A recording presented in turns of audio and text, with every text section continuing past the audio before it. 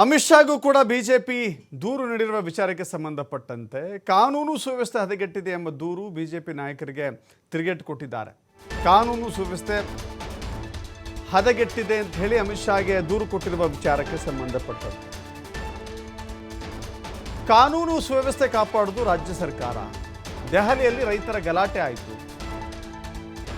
ಆಗ ಕಾನೂನು ಸುವ್ಯವಸ್ಥೆ ಹದಗೆಟ್ಟಿರಲಿಲ್ವಾ? ಮಣಿಪುರದಲ್ಲಿ ಕಾನೂನು ಸುವ್ಯವಸ್ಥೆ ಏನಾಯಿತು?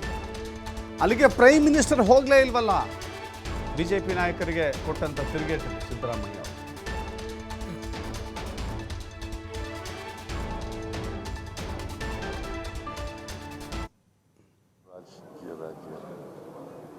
ಕೇಂದ್ರದಲ್ಲಿ ಚಳುವಳಿ, ರೈತರ ಚಳುವಳಿ ನಡೀತಲ್ಲ, ಎಷ್ಟೋ ಜನ ಸತ್ರಲ್ಲ, ಆಗ ಎಲ್ಲೋಗಿದ್ರು. ಈಗ ಮಣಿಪುರದಲ್ಲಿ ನಡೀತಲ್ಲ, ಯಾಕೆ ಮಾಡಲಿಲ್ಲ?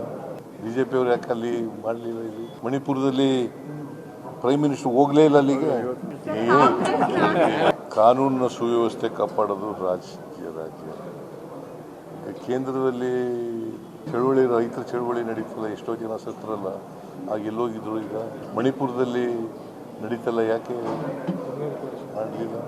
ಬಿಜೆಪಿ ಅವರು ಯಾಕೆ ಅಲ್ಲಿ ಮಾಡಲಿಲ್ಲ? ಇಲ್ಲಿ ಮಣಿಪುರದಲ್ಲಿ ಪ್ರೈಮ್ ಮಿನಿಸ್ಟರ್ ಹೋಗಲೇ ಇಲ್ಲ ಅಲ್ಲಿಗೆ. ಸ್ಥಳೀಯ ಸಂಸ್ಥೆಗಳ ಚುನಾವಣೆಯಲ್ಲಿ ಬ್ಯಾಲೆಟ್ ಪೇಪರ್ ಬಳಕೆ ವಿಚಾರಕ್ಕೆ ಸಂಬಂಧಪಟ್ಟಂತೆ ರಾಜ್ಯ ಸರ್ಕಾರದ ವಿರುದ್ಧ ನಿರ್ಧಾರಕ್ಕೆ ಬಿಜೆಪಿ ಸಮರ ಸಾರುವ ನಿಟ್ಟಿನಲ್ಲಿ ಹೆಜ್ಜೆ ಇಡ್ತಾ ಇದೆ. ಇವಿಎಂ ಬದಲಾಗಿ ನಾವು ಬ್ಯಾಲೆಟ್ ಪೇಪರ್ಗಳನ್ನು ಬಳಕೆ ಮಾಡಿಕೊಳ್ತೀವಿ ಸ್ಥಳೀಯ ಸಂಸ್ಥೆಗಳ ಚುನಾವಣೆಗೆ ಅಂತ ಹೇಳಿ ಸಂಪುಟ ಸಭೆಯಲ್ಲಿ ಒಪ್ಪಿಗೆ ತೆಗೆದುಕೊಂಡಿತ್ತು.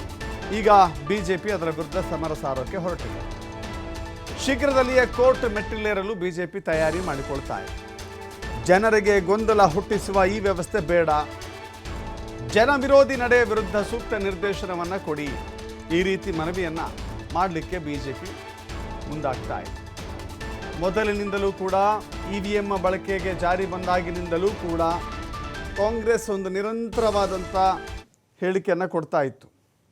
ನಾವು ಇವಿಎಂ ಮ್ಯಾನುಪ್ಯುಲೇಷನ್ ವಿರುದ್ಧ ಇದ್ದೇವೆ, ಇವಿಎಂ ಬದಲಾಗಿ ಬ್ಯಾಲೆಟ್ ಪೇಪರ್ಗಳನ್ನು ಬಳಕೆ ಮಾಡಬೇಕು ಅಂಥೇಳಿ ಆಗ್ರಹ ಮಾಡ್ತಾ ಇದ್ರು.